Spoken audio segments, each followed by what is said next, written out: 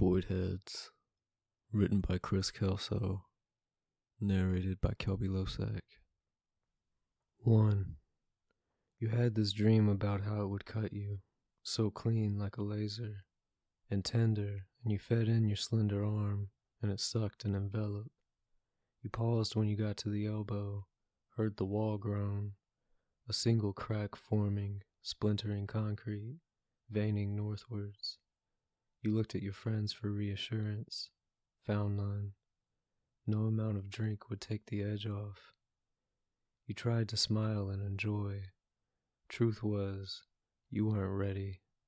Dina let out this piercing horse laugh as the image of you standing with your arm plugged elbow deep inside the wall hit home. She and Ori waited for it to happen. People who indulged in this practice were known as Voidheads. You were becoming one.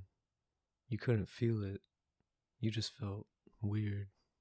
Dina looked tall and stately, but was micro-braided and pinched in a fucked-for-life kind of way. Probably conceited. Definitely temperamental. She stood with what she perceived to be a good-natured grin across her face, but it barely qualified. Resting beside Dina were 2 loose elbow stumps. Even though Dina had her amputation when she was 15, she remained haunted by them. Frequently had to remind herself she could no longer gesticulate, that her words were on their own. Have you ever made love to a voidhead? Dina asked, looking at Ori out the sides of her eyes. The boy grinned knowingly. No, you replied. You felt innocent, kind of pathetic. It's like sex with an ugly lover. You overcompensate, you know, for what they lack. Their nothingness becomes something else, something beyond physical. And when you introduce any transcendent element to the bedroom, you create the potential for otherworldly fucking, Ori added, with words too clearly rehearsed. Ori was the original Voidhead, over-muscular boy, probably best looking in Ishimlin High, but self-destructive and completely aimless. He had blonde hair set in thick waves, took and sold anabolic steroids, and went to gym 3 times a day because he always skipped class, and had no other hobbies or discernible interests beyond buying and selling drugs. His mind showed only faint disturbing images, things passing through strangely, as if a sea of it kept its great swell upon him, and odd fish swam in it or else drowned. Ori was the first to find Void Realm. It showed up in his mother's cellar, just appeared one day. Simply discoverer, not creator, yet everyone treated Ori as if he was Jean Logie Baird of Ishimlin High. He had his left ear removed first. The amputation was performed in front of his whole year group, or everyone who mattered. At Josh Patrick's 18th birthday, they all went back to his house, and Ori had his left leg lopped off too. People really respected him for that. Craze of sorts ensued. It took him almost a year of relentless donkey raises to get nice calves. This made it all the more satisfying when they were deleted from his anatomy. You winced and Dina told you to shut up and quit being a baby, that it was time to lose something now you were 16. My dad will fucking kill me, you protested. Oh, Daddy! Come on, it'll take a second. Once it registers something, it just snips it off. Easy, no pain. Lubed and cauterized. Cleaner than piercing. Safer than sex. You thought about this thing behind the wall cleaving away your limbs and wondered how people could say it didn't hurt. Hold still, bitch, Ori said. Come on. It'll be over soon, honey. Dina tried to console, but growling started and there was the sound of something locking into place. You went quiet, stunned into silence. The innards had narrowed around your arm. You squirmed and tugged, but it was too late. Here it comes, honey. It'll be real quick, promise. There was a final tug, as if the thing behind the wall wanted to check its purchase. You squealed as you felt the socket pop. You screamed in pain. You were released to the floor amid a sluice of alien lubricant. The amputation was complete. A perfect shoulder disarticulation. You'd be so popular after this. Dina and Ori were all smiles. 2. Billy crept into the cellar. He had all his limbs intact, veritable icon of flax-haired, strong-boned, prepubescent well-being. He'd been warned not to go near the cellar because, according to his mother, there was a monster down there. She was mental breakdown serious about it. His older brother, Ori, had started mutilating his own body under guise of an immortal status that Billy couldn't comprehend. So had most people in Ishimlin High. People were having legs and arms and genitals surgically removed by void space, and it seemed the more body parts you shed, more popular you became. It was the ritual accomplishment to achieve this partial, self-enforced paraplegia, but Billy didn't get it. It all seemed like choreographed narcissism. Plus, he would piss himself about what the monster might do. He didn't feel ready to let go of any of his body parts. Youngest person he knew to have procedure was a blind girl in his class called Eve, who had her eyes enucleated. Seeing all those eunuchs and mastectomized teenagers, those incomplete mannequins, just walking around with skin and muscle flaps perfectly transposed over their stumps was like something out of a horror film to Billy. He overheard Ori on the phone one night saying only thing you couldn't do was get a decapitation, because that would fucking kill you. You kill brain, you kill zombie, Billy guessed. But ever since his mother left for a week-long vacation to the health resort, Billy could hear the cellar rumbling, as if hungry. The void realm whimpered until he came back. Billy noticed the membrane looked off-gray, sick. It was expanding, overtaking boxes of family heirlooms. Billy noticed his beloved plush dinosaur, Barry, half devoured beneath its wet mass. But even Billy knew this thing needed food. He didn't have the heart to catch and kill a cat or anything, so ran upstairs and unfoiled cold cuts from the fridge. At the top of the cellar, he heard a huge crash, sound of rubble falling, concrete altering its proportions. He inched down the steps. He got to the foot of the staircase and noticed that Void Realm had moved closer, about a foot. He tossed 3 strips of meat in its direction and ran back upstairs. You want what you okay? Too hard. Billy slammed the door, did not listen. Ori hadn't been home in 3 days. Billy's grandmother was meant to turn up on Sunday to babysit but hadn't shown up. Billy was self-sufficient enough to cope on his own. He made his own lunches and ironed his school outfit every day. At weekends he played video games and watched cartoons. He made sure he stayed away from the cellar and ignored the noises that shook the house at night. You want what you okay? Too hard. It howled in a hideous, garbled mantra. A week passed. No sign of Grandma. No sign of Ori or Mother. Billy knew something was wrong, but he didn't do anything. Ori often disappeared for days. His mother was in a rehab facility, and the process of fixing people that broken took time. His grandmother was old, and may have got her weeks mixed up on the calendar. One day after school, Billy noticed the sound of weeping. He followed the noise to the cellar till it stopped. He saw the naked void realm on the floor, having brought the wall down with it. You want? Billy sucked in his gut until his jagged little ribs indented the surrounding flesh. His fingers trembled. He stroked its rubbery folds that seemed to swell toward him in gratitude. Billy caressed its creases. Void Realm was content, purring almost. Billy's shoulders unhunched, his back relaxed. He stood patting the prolapsed organs of the wall creature. You're just like anything else. He made the mistake of putting his ear to it, the sad weakness of Billy. It sucked his head in and secured him by the throat. He felt the hole ligate his arteries. Billy was becoming celebrity. Billy couldn't know. Void space groaned. It groaned with joy. Your stories taste better than meat. 3. I learned a lot from interaction with future food. I know Elijah McNeil wanted to be the first adult to replace a limb with a black hole. McNeil harbored fantasies of his own physical deterioration, about making love to the great wound of the universe, coalescing with. Words come to me from old food. The sense too is old, almost gone. He taught English lit with private attention given to pleasures of occult literature. McNeil was dark and debonair in thrift store suit jackets and skinny jeans, had a Crowley tattoo running the length of his forearm, chaired a surprisingly well-attended Eliphas Levi fan club at lunchtimes. Students appreciated his depth of knowledge and his leniency, and in return he extracted good grades and met state quotas. He also was relatively young for an established teacher, only 26, and made concerted efforts to stay current. When news of the mysterious void realm circulated, and students turned up with limbs and genitals missing, McNeil knew he had to investigate.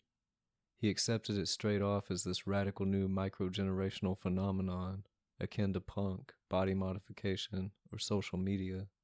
After all, ancient humans severed limbs as religious offering or good luck charms. Mothers would cut off and consume their child's finger to bring prosperity to the homestead. The Dani tribe of Papua New Guinea would amputate body parts to mourn the loss of loved ones. McNeil even knew of a 79-year-old back in the city who'd had his healthy right leg amputated below the knee and died of gangrene. It cost him more than $6,000. The philosophical allure, though, was kind of new. Some black swirl behind a wall said to roil in lust after human flesh and bone, sucking limbs into primal pre-creation chaos. Whatever. McNeil longed to hear its heartbeat. He also knew things like this didn't stay underground long, and would inevitably be corrupted by mainstream attention, or else the intervention of the military. McNeil showed up at Ori Dreyfus's house on Wednesday night after supported study. There was still some professional etiquette to maintain, and visiting a former student's home after hours was not considered good form, so he kept it quiet. He'd made a considered decision to have his right hand removed. The fact it was an important appendage made it a reckless, nihilistic statement, and was in keeping with a certain Dutch scholar's doctrine condemning the vacuousness of materialism and human vanity. After all, McNeil wrote with that hand, led with that hand, masturbated with it, pleasured his boyfriend with it. Fatefully, the Crowley tattoo would remain intact. To have it amputated would be impractical, sure, but impracticality was vital to the whole thing. Kind of the point. B.J. Forbes answered the door, fat, lazy 16-year-old who'd failed McNeil's English lit course twice in succession before dropping out of school to work at an electroplating factory. B.J. looked simple, his eyes unrelated. He took one look at his former teacher and pulled him in by his collar. "Mr. McNeil is here," said B.J. joyfully to a packed living room full of drunk, limbless teens. Even students who flunked his class retained strong relations with McNeil. A year offering relief in Russian-occupied Dnipropetrovsk had taught him the complex art of negotiation, compassion, and pragmatism. Good to see you, B.J. Is it, McNeil gestured with his eyes in the direction of the murky stairwell leading to the second floor of the building. Nah, it's in the cellar, bro. Come on. B.J. led his former teacher to the top of the open cellar. There was a queue of kids disappearing down the stairs. McNeil received a hard pat on the back from B.J., who went back to party in the main house. Anyone know where Ori is? Are his parents home? McNeil was aware of how stuffy he sounded. No one answered. He recognized the girl in front of him, an armless girl with mousy hair yanked into a tight bun. It was Yu. Yu took his Western esotericism class last year, but started dating Ori Dreyfus, and dropped off the face of the earth. McNeil tapped Yu above your left shoulder. You? Yu reluctantly turned. McNeil was taken aback by the blackness where your eyes had been. Your top lip was also missing, exposing teeth. McNeil noticed, as well as your missing left arm, you also had 4 of the 5 fingers on your right hand erased. He saw your deflated left breast and knew he had to get you out before there was nothing left. You, come on. McNeil reached for your available wrist, but you slipped it loose. Think we need to take a break from whatever it is we're doing here, okay? Have you seen Ori, or his mother? You opened your mouth and you garbled blood. McNeil knew you had no tongue. McNeil backed towards the cellar door but found himself bombarded by other Voidheads waiting for their amputations. He went careening over a side banister into the cellar. It was then he saw the Void Realm Shrine in all its glory. Above it, the crucified and headless body of Billy Dreyfus. McNeil recognized the spread-eagled boy corpse as the younger brother of Ori Dreyfus. McNeil finally saw it for what it was, a portal into nothingness, a starving, amoral, semi-sentient mass living inside a wall. 4. The name of Void Realm changed. Voidheads referred to it as Big Zero or Love Laser. It went by other names depending on region. Identified as osteome and godtooth among brainbelt, university towns, and other sophisticated communities within society, but recognized by more straightforward, uncomplicated designations like cutter or cleaver in parochial outskirts of the country. Scientists referred to it simply as Contained Cosmological Aberration, or CCA.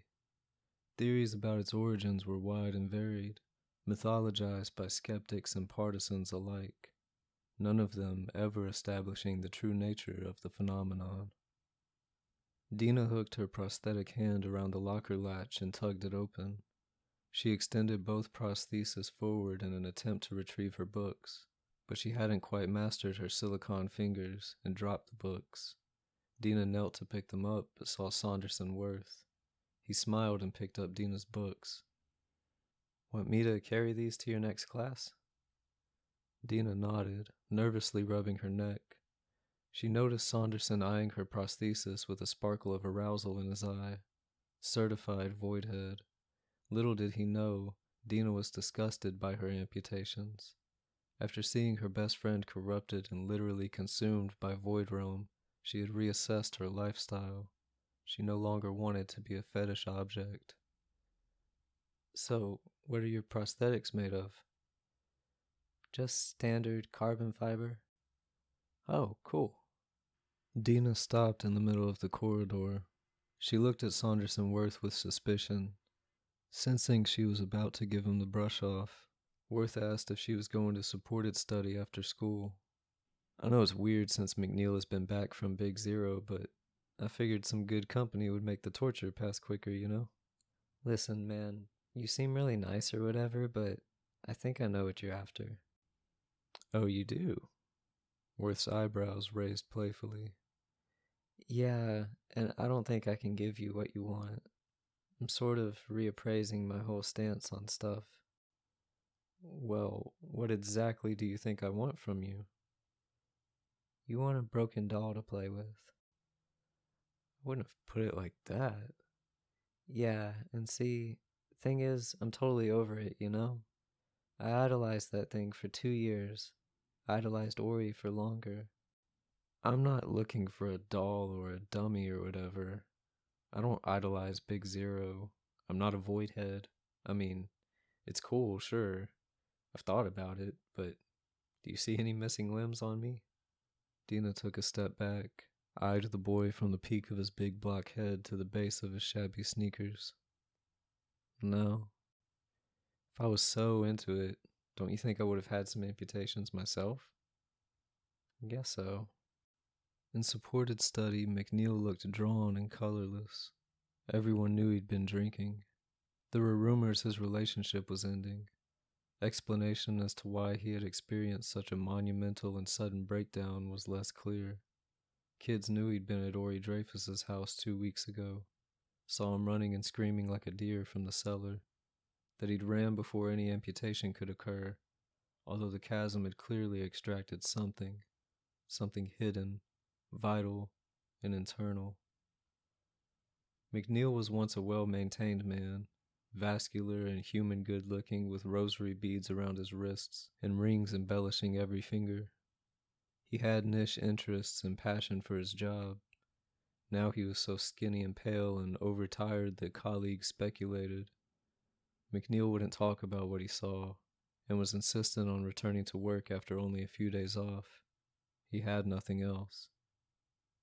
Dina and Saunderson sat at their desks discussing the latest Fuck Glove album. Dina was starting to really warm to Saunderson, despite being certain on some level he was another dabbling Voidhead. McNeil slinked down gangways and approached his desk. He sat down and slammed his forehead hard against the table. After that, he didn't move. Walking home, Dina and Saunderson talked about the weird day, the decline of Mr. McNeil, the whereabouts of Ori Dreyfus. Conversation turned to his little brother Billy. Dina made it clear that Billy's being mounted like that wasn't right. Not cutting-edge post-human fashion or philosophy, or whatever, but something else. Worth became animated in his conviction that Billy'd been immortalized, was practically bouncing. She allowed herself a moment, took a breath, went to leave. No, wait, don't go. I'm sorry. I was just letting my mouth run. They walked in silence for half an hour till the neighborhood of single-floored shacks. Gun reports cracked in the near distance. Trash can lids clattered. Faint screams. Worth stopped outside one of the Camelback homes. They all ran flush with the sidewalk. It was badly painted in aqua green. There was all kinds of shit across the front yard. Trash crunched underfoot. An overpass arced above the gables and charged the evening air with exhaust fumes. Inside, there were no plumbing fixtures, and the only furniture was a stained, sodden mattress in the center of the main room. Where are your parents? Up north. They been away long? Going on 2 years. They left you?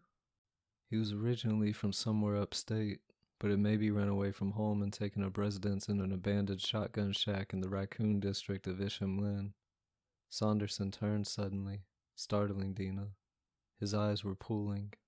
He slid off her prosthesis with care, cupped the rough, cauterized flesh around her loose elbow joint with one hand, and framed her cheek with the other. They were on the soaked mattress undressing each other. When Saunderson opened his jeans, Dina almost swallowed her tongue. Saunderson Worth knelt with his jeans tied over his thighs, a gaping hole above it. Dina could do nothing. Dina was gorgonized. Kept looking. Couldn't stop. Couldn't stop till it was over. 5. Brigadier General Bill Deagle observed the Dreyfus family home engulfed by a transparent quarantine tent and thought about Ori, little scumfuck Voidhead who started this whole mess. Same little scumfuck Voidhead who poisoned his daughter's mind and turned her into some barely aware disembodied brain. Colonel Peters appeared with hands clasped behind his back. "General, sir, we're ready." Deagle sighed, puffed out his cheeks, and nodded. "Lead the way, Colonel." The men wore airtight, aluminized suit ports, level D protection, and were escorted into the Dreyfus home by a nondescript government scientist called Grabowitz. Even through the thick polycarbonate of the helmet's visor, there it was, the sour ammonia of meat. Grabowitz made his way to the cellar portal, which was protected by a frame of plastic clean screen. He addressed Deagle and Peters for the first time. "Bureau have been here for weeks. Forensic and Ops have nothing. We have nothing. Arizona Congress is involved, as if they'll be able to attribute anything useful." "You must have something," said Deagle, but Grabowitz shook his head before words were even out of the general's mouth. "We tried digging through the back wall of the house, but all we got were studs, drywall, and sheets of insulation. It only seems to exist in a perceptual plane, created within the Dreyfus homestead. A one-point perspective." "So, it could be an illusion?" said Peters. "No, that's something of a reductionist comparison. Contained cosmological aberration, or CCA, interacts with reality, impacts form and input. There's nothing fictional about it. It's as material as the reality around us. We can't really explain it." General Deagle ducked beneath the clean screen, followed by Peters and Grabowitz. There were men in suit ports milling around utility space. I had been covered by a square patch of translucent clean screen. "What about the boy?" he asked Peters. "Head still hasn't been found. If it's in CCA, then we'll struggle to retrieve it." "Autopsy report?" "Nothing. Humanoid dental impressions around the jugular. Wound looked like it was cauterized by a professional. Boy was healthy on the inside." "Where's the mother?" "Receiving electroshock treatment in a facility up north." Deagle approached Void Hole and fingered the plastic partition. Grabowitz noticed the general tracing a north-traveling splinter with his eyes. Grabowitz saw this as an opportunity to offer his theory.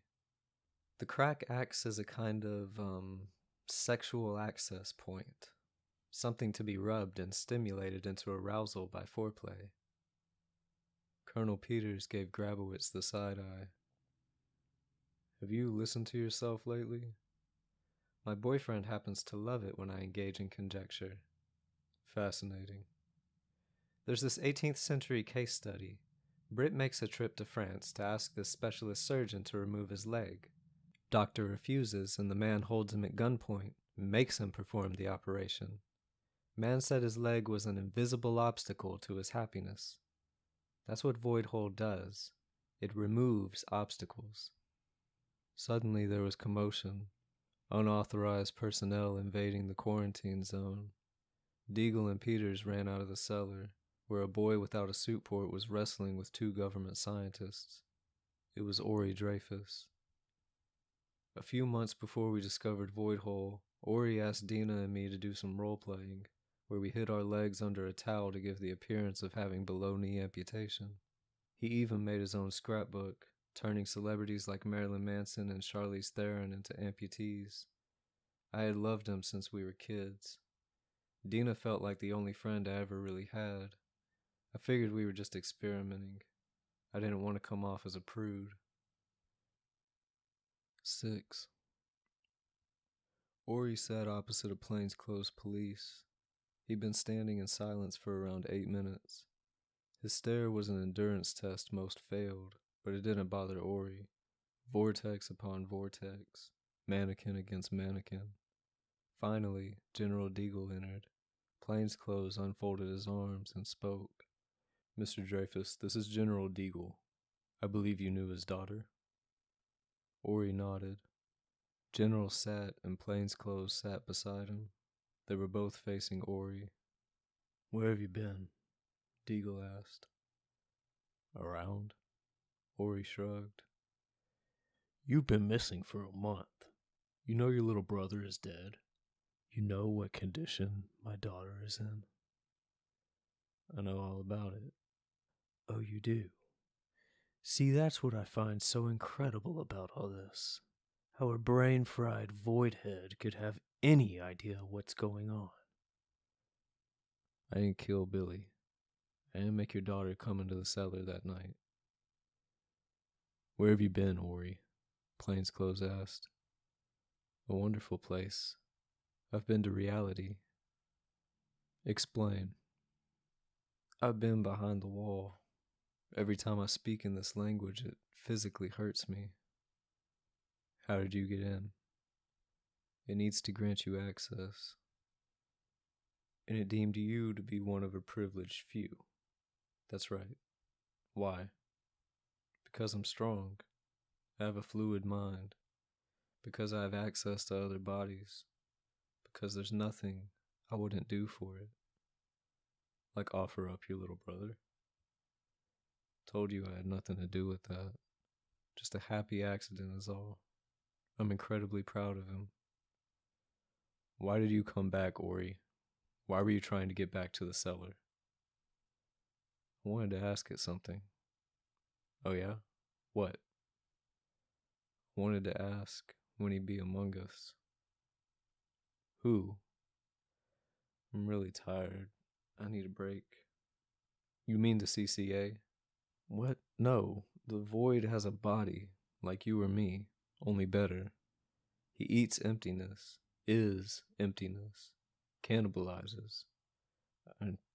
I need to stop talking. My throat hurts. Whole doesn't eat us because it's carnivorous.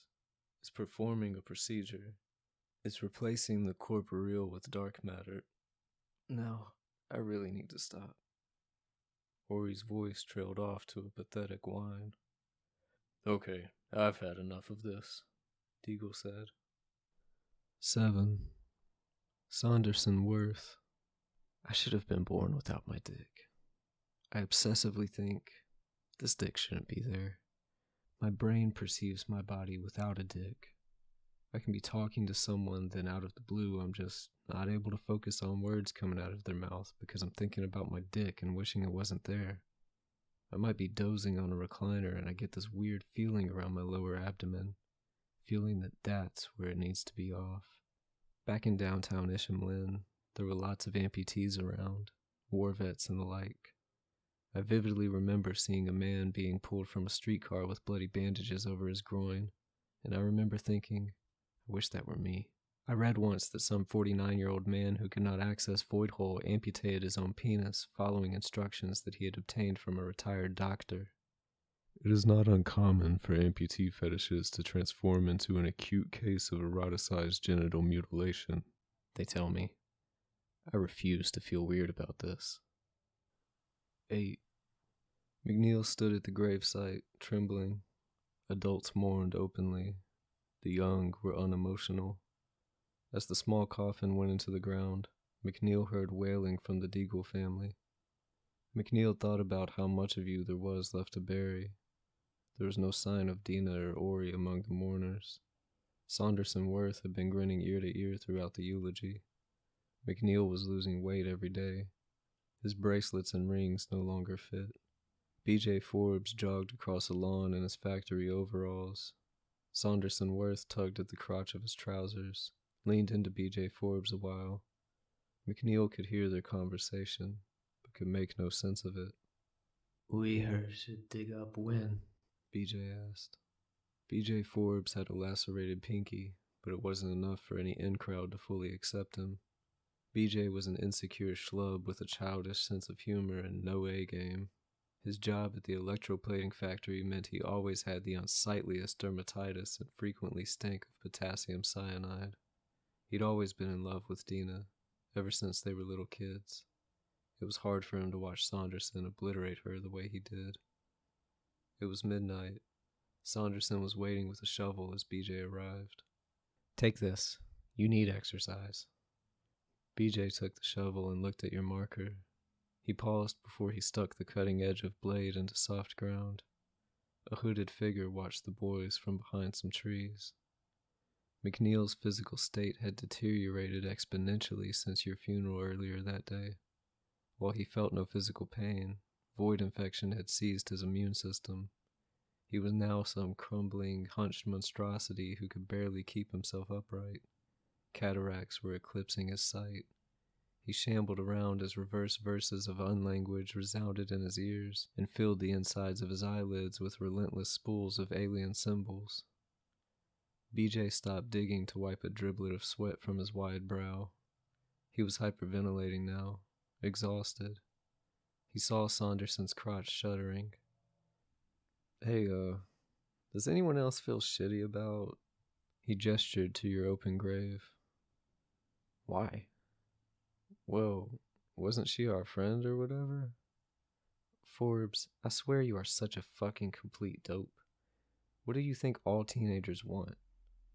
BJ shrugged. Sex? Wrong. They want to die. The words were off, like they'd been put there from outside. BJ thought about it for a moment and nodded. BJ heard his shovel strike something solid. The boy rejoiced for a moment before the hooded figure surfaced from behind the trees. BJ reacted by downing the shovel and stumbling over. Saunderson remained where he was. The figure shrugged away the hooded garment and presented himself to the boys in all his gruesome nudity, bald and rail-thin, grunting through a single nostril, fingers bent up like claws, series of sharp ribs poked out against heavy vein threads of his bleached torso. Saunderson took a moment to register the creature's identity. McNeil. He didn't respond. BJ was paralyzed with fear. The creature dug its hands into BJ's stomach and pulled it apart. The wider he stretched the flesh around him, the more it protruded, until eventually it emerged completely, a kind of cosmic cesarean. It hovered over the boys, dragging free loose flesh from Saunderson Worth's face so that only his blood-soaked skeleton remained. Forbes watched on, noting how his friend had been unpeeled. Worth fell to his knees, flopped to one side, dead. A black vapor left the boy's corpse and the creature absorbed it.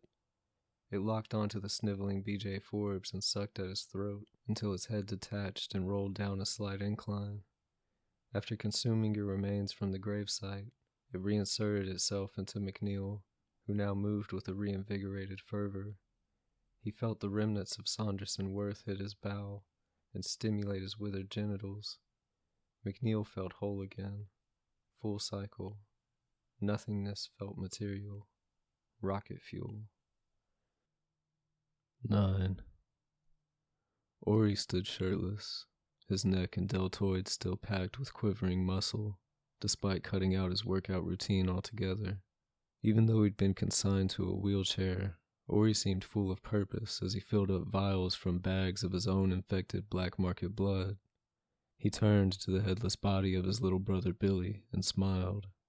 Billy stood frozen, his neck churning a milky vapor that seemed to mimic at times the silhouette of a skull. The boy still had on his blue and white pinstripe t-shirt, gray jean shorts, busted pumas. His teeth were a complete fucking mess. Cramped, overgrown, deep-sea ugly. The brothers had been working in the abandoned Ishimlin electroplating works for the past month. There were over 100 snap-cap vials strewn across the workbench in a huge pile. Ori had gone 4 months without a bowel movement. Ori supposed he didn't have to eat anymore. The algebra of need to a voidhead is single-tiered. Consume. There is no expulsion of raw material. Meat isn't digested per se. You can eat as much as you like and never gain an ounce. Ori wondered if selling void would give him one final sell-out high. Medically unnecessary, but spiritually vital. It was time to leave. Ishimlin became this thriving drug town, kids shooting up pure, isolated void from ampules directly into their arteries. They came from all over the country, looking to experience its legendary low. Hard users got addicted fast. Definition of voidhead began to transmute into something sordid and political. Instead of an acute acrotomophilia, voidhead became the new vernacular for daredevil junkie. You can never escape a straitjacket of jelly and protoplasm, nor should you want to. There's the great function of our physical bodies, even just as a vessel for travel through this beautiful version of reality. Life is so utterly brief, and now you have body and mind in sync. You are entitled, nay, obligated, to enjoy it. We can reach out and touch the gorgeous superficiality of the material world with our bodies. And there's beauty in superficiality. And there's joy in transmitting or receiving superficial material beauty. Don't worry about being superficial. Enjoy your body. Before. This has been Voidheads, written by Chris Kelso, narrated by Kelby Losack. Voidheads, written by Chris Kelso, narrated by Kelby Losack. 1. You had this dream about how it would cut you, so clean like a laser, and tender, and you fed in your slender arm, and it sucked and enveloped. You paused when you got to the elbow, heard the wall groan, a single crack forming, splintering concrete, veining northwards. You looked at your friends for reassurance, found none. No amount of drink would take the edge off. You tried to smile and enjoy. Truth was, you weren't ready. Dina let out this piercing horse laugh as the image of you standing with your arm plugged elbow deep inside the wall hit home. She and Ori waited for it to happen. People who indulged in this practice were known as voidheads. You were becoming one.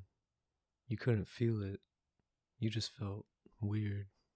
Dina looked tall and stately, but was micro-braided and pinched in a fucked-for-life kind of way.